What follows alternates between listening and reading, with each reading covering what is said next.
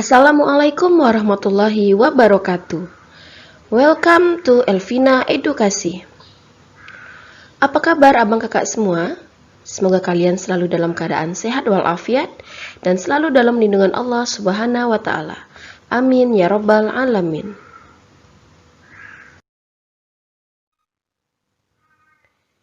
Pada video kali ini, saya akan menjelaskan materi tentang penyelenggaraan pameran.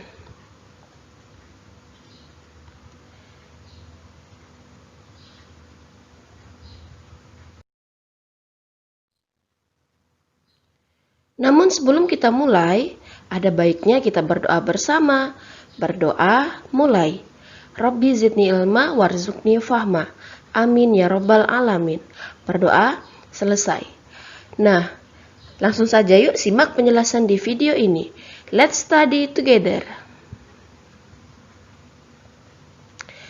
Pada video kali ini, kita akan membahas tentang yang pertama, pengertian, fungsi, dan tujuan pameran.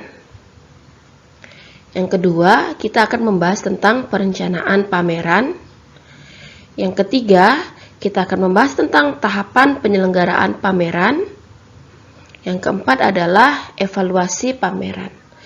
Nah, tentu penyelenggaraan pameran ini perlu kita ketahui beberapa teorinya.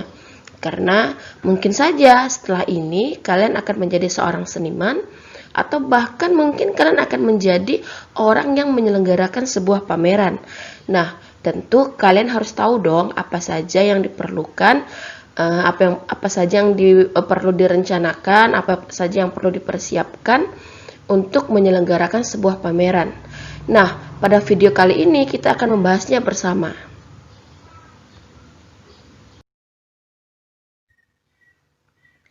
Yang pertama adalah pengertian, fungsi, dan tujuan pameran.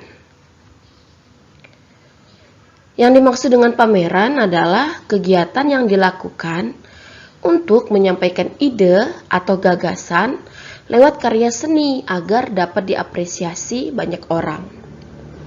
Nah, berdasarkan pengertian tersebut, pameran itu dibagi lagi menjadi beberapa jenis. Namun sebelum itu, pameran dapat menjadi media komunikasi antara seniman dan apresiator. Nah, berdasarkan jenis-jenis pameran tadi, pameran itu bisa dibagi menjadi 3 kelompok. Yang pertama adalah berdasarkan jenis karyanya. Nah, pada bagian jenis karyanya ini terbagi menjadi 2, yaitu pameran homogen dan pameran heterogen. Apa yang dimaksud dengan pameran homogen? Pameran homogen merupakan penyelenggaraan pameran dengan menampilkan karya seni dari satu cabang seni saja. Jadi, sesuai dengan namanya homogen artinya satu jenis, maka pameran homogen yaitu penyelenggaraan pameran dengan menampilkan karya seni dari salah satu cabang seni saja. Di dalam karya seni ini yang dipamerkan tidak bergantung dari jumlah peserta pameran atau pemilik karya. Sedangkan yang kedua adalah pameran heterogen. Sesuai dengan namanya yaitu heterogen, berbeda-beda. Maka pameran heterogen yaitu penyelenggaraan pameran yang menampilkan beberapa cabang seni rupa pada waktu dan tempat serta peristiwa yang sama. Nah, selanjutnya jenis yang kedua. Jenis yang kedua adalah berdasarkan jumlah pesertanya.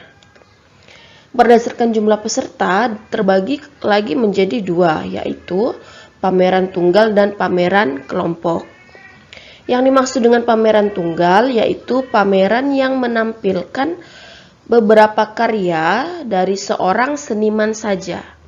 Nah, sedangkan pameran kelompok yaitu pameran dengan menampilkan karya-karya dari beberapa orang seniman dalam satu tempat. Nah, kemudian yang ketiga adalah berdasarkan ruang tempat pelaksanaan. Berdasarkan ruang tempat pelaksanaan, jenisnya terbagi menjadi dua, yaitu pameran indoor dan pameran outdoor. Sesuai dengan namanya, pameran indoor, in artinya di dalam.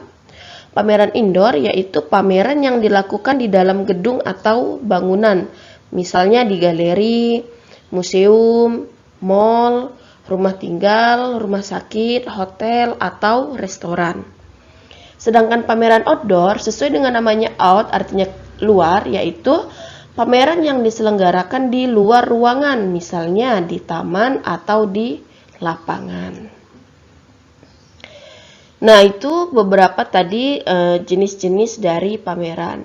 Kemudian untuk fungsi pameran itu terbagi menjadi 4, yaitu yang pertama adalah fungsi apresiasi. Apa yang dimaksud dengan fungsi apresiasi dalam sebuah pameran, terutama pameran di sekolah ya. Nah, fungsi apresiasi merupakan fungsi kegiatan pameran karya seni sebagai kegiatan untuk menilai dan menghargai karya seni.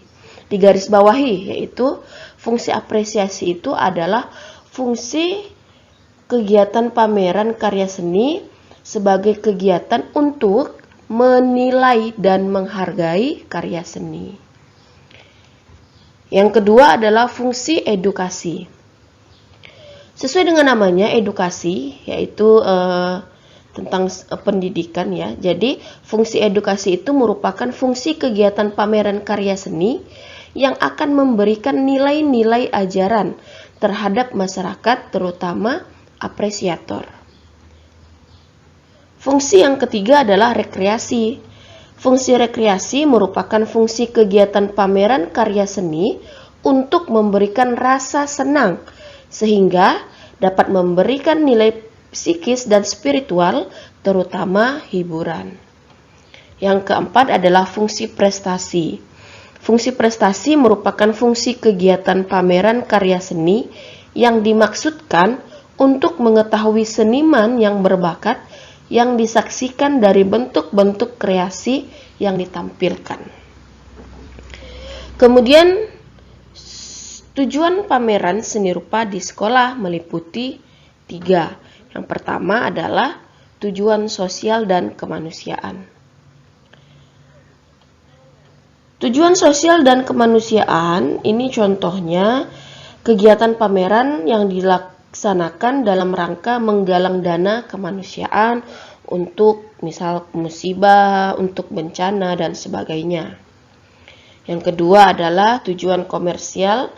Tujuan komersial misalnya benda seni pameran sekaligus untuk dijual kepada para pengunjung atau para pembeli.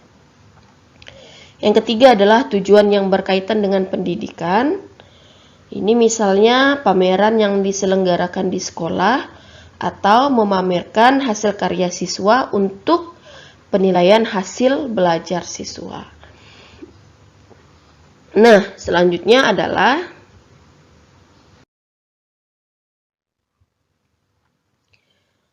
perencanaan pameran. Nah, di dalam perencanaan pameran ada beberapa yang harus kita lakukan. Ada beberapa tahapan yang harus kita persiapkan. Nah, yang pertama adalah menentukan tujuan. Di dalam sebuah pameran, langkah pertama yang harus kita lakukan adalah menentukan tujuan penyelenggaraan pameran ini. Nah, seperti yang sudah dijelaskan tadi, di dalam tujuan pameran itu ada 3. Nah, kita harus menentukan terlebih dahulu tujuan di dalam perencanaan pameran tersebut. Apakah tujuannya untuk kemanusiaan, untuk komersial, atau untuk pendidikan? Nah, jadi yang pertama adalah kita harus menentukan tujuan terlebih dahulu. Kemudian tahapan yang kedua adalah menentukan tema. Tema ini berfungsi untuk memperjelas penyelenggaraan pameran sehingga tujuan penyelenggaraan pameran itu dapat tercapai. Yang ketiga adalah menyusun kepanitiaan. Kepanitiaan ini diperlukan dalam sebuah pelaksanaan kegiatan, baik itu kegiatan apapun. Jadi, kepanitiaan ini perlu dibuat untuk mendukung pelaksanaan pameran. Penyusunan struktur organisasi kepanitiaan pameran disesuaikan dengan tingkat kebutuhan, situasi, dan kondisi sekolah. Jadi, ada beberapa tugas dan tanggung jawab yang harus diemban oleh seorang panitia kegiatan, khususnya dalam hal ini adalah panitia pameran. Nah, untuk tugas atau tanggung jawab dari masing-masing panitia itu, yang pertama adalah ketua panitia. Ketua panitia ini bertugas atau sebagai pimpinan penyelenggara pameran yang bertanggung jawab terhadap kelancaran pelaksanaan pameran. Kemudian yang kedua adalah wakil ketua. Wakil ketua ini tugasnya untuk mendampingi ketua, bertanggung jawab atas kepengurusan berbagai hal dan memperlancar kegiatan seksi-seksi serta mengganti ketua atau melaksanakan tugas ketua apabila ketua berhalangan. Kemudian yang ketiga adalah sekretaris. Tugasnya menulis seluruh kegiatan panitia selama penyelenggaraan pameran. Kemudian panitia yang keempat adalah bendahara. Bendahara ini bertanggung jawab secara penuh tentang penggunaan, penyimpanan, dan penerimaan uang dana yang masuk sebagai biaya penyelenggaraan pameran. Kemudian bendahara ini harus dapat menyusun laporan pertanggungjawaban atas penggunaan dan pengelolaan keuangan selama pameran berlangsung. Kemudian selanjutnya adalah seksi publikasi dan dokumentasi. Seksi publikasi bertugas memberikan pengumuman kepada masyarakat melalui berbagai media seperti pemberitahuan, spanduk, poster, katalog, dan undangan. Kemudian selanjutnya adalah seksi dekorasi dan penataan ruang. Seksi dekorasi dan penataan ruang pameran bertugas mengatur tata ruang pameran. Selain bertugas untuk menghias ruang pameran, seksi ini juga bertugas mengatur denah dan penempatan karya yang dipamerkan. Nah, kemudian setelah menyusun kepanitiaan, tahapan yang keempat adalah menentukan waktu dan tempat kegiatan pameran. Penentuan waktu pameran yang diselenggarakan bersamaan dengan pekan seni di sekolah biasanya dilakukan saat tidak ada kegiatan pembelajaran di kelas seperti pada akhir semester atau tahun ajaran menjelang hingga saat pembagian rapor. Nah, jadi untuk menentukan waktu dan tempat itu diperlukan dalam perencanaan sebuah pameran. Yang kelima adalah menyusun agenda kegiatan-kegiatan pameran. Penyusunan agenda kegiatan dimaksudkan untuk memberikan kejelasan waktu pelaksanaan kepada semua pihak yang berkaitan dengan penyelenggaraan pameran. Jadi, agenda kegiatan disusun dalam sebuah tabel dengan mencantumkan komponen jenis kegiatan dan waktu, biasanya dalam bulan, minggu, ataupun tanggal. Dan tahapan yang keenam adalah menyusun proposal kegiatan-kegiatan pameran. Penyusunan proposal kegiatan sangat bermanfaat dalam kegiatan persiapan pameran. Proposal kegiatan dapat digunakan sebagai pedoman penyelenggaraan kegiatan pameran. Selain itu, proposal juga dapat digunakan untuk mencari dana dari berbagai pihak atau sponsorship untuk membantu kelancaran penyelenggaraan pameran. Nah, tentu di dalam membuat proposal ada beberapa sistematika yang harus kita lakukan. Yang pertama adalah harus adanya latar belakang, tema, nama kegiatan, landasan atau dasar penyelenggaraan, tujuan kegiatan, susunan panitia, anggaran atau biaya, jadwal kegiatan, dan ketentuan sponsorship. Nah, itu adalah perencanaan pameran yang harus kita lakukan tahapan-tahapannya. Sampai di sini abang kakak sudah bisa memahaminya ya. Jadi ada 6 tahapan yang harus dilakukan dalam merencanakan sebuah pameran. Baik, selanjutnya adalah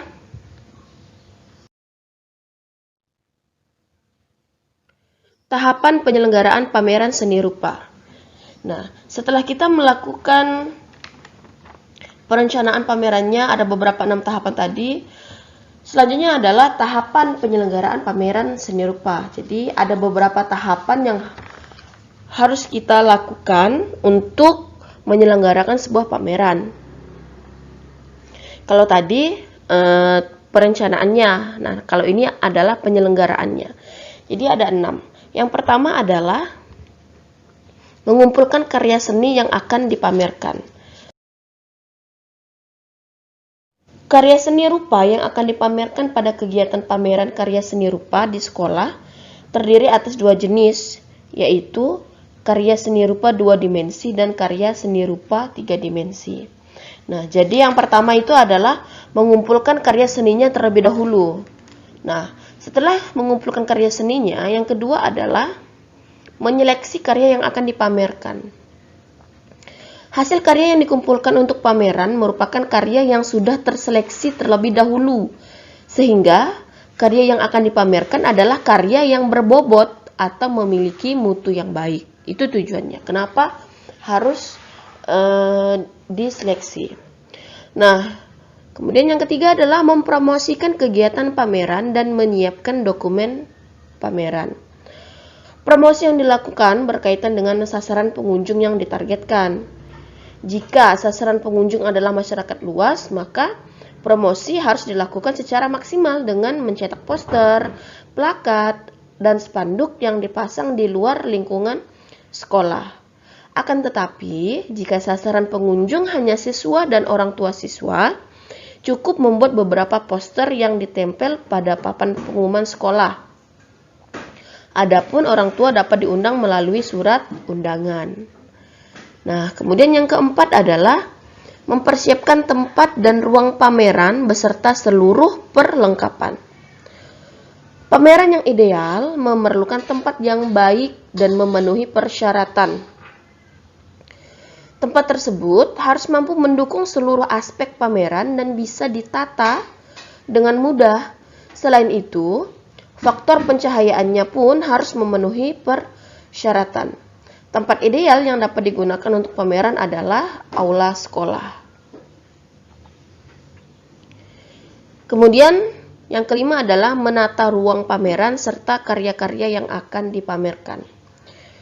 Penataan karya yang dipamerkan dilakukan atas dasar pertimbangan berdasarkan jenis, ukuran, warna, serta tinggi rendah pemasangannya. Kemudian tahapan yang keenam adalah mempersiapkan dan mengatur letak meja informasi dan meja penerima tamu. Kedua aspek ini jangan sampai terlupakan karena memiliki fungsi yang penting bagi terlaksananya sebuah pameran. Nah, itu adalah tahapan penyelenggaraan pameran seni rupa. Selanjutnya, evaluasi pameran. Nah, yang dimaksud dengan evaluasi adalah kegiatan melihat, memperhatikan, kemudian mengoreksi kembali dari proses awal pelaksanaan pameran sampai tahap akhir kegiatan pameran. Nah, kira-kira apa keuntungannya jika kita melakukan evaluasi pameran? Tentu ada beberapa keuntungan. Yang pertama,